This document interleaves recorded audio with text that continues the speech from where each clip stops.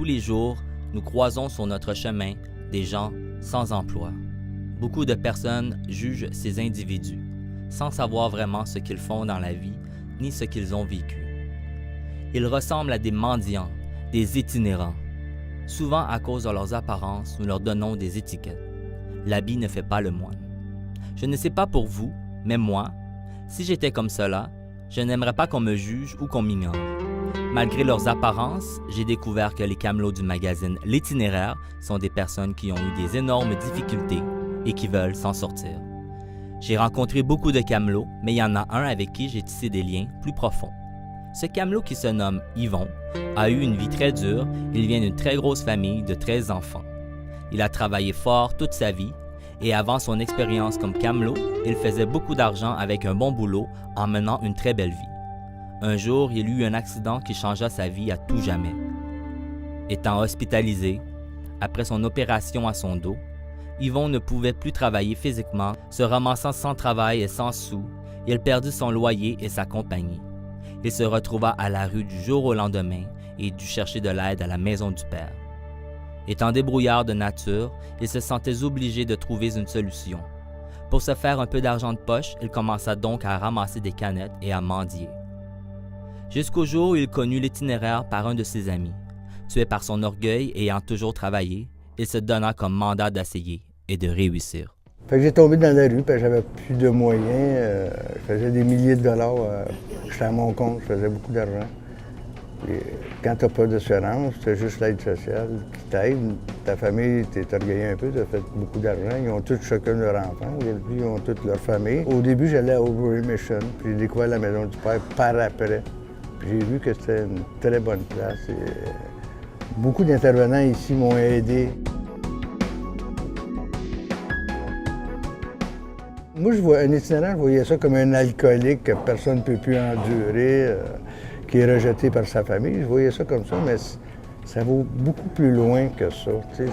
Bien souvent, il y en a qui vont tomber dans la rue, puis c'est pas des alcooliques toxicomanes en partant, mais à force de rester des années et des années dans la rue, on a tous besoin d'un contact social avec les gens.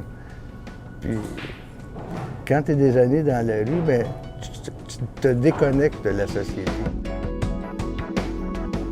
C'est sûr que tu vas te sortir d'ici, il faut que tu t'aides toi-même. Mais ici, on a des services.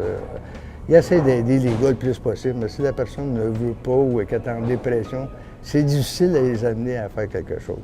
C'est pour ça que moi, si je pourrais dire un mot aux jeunes qui veulent essayer la rue ou quelqu'un qui tombe dans la rue, essaie de t'en sortir le plus rapidement possible.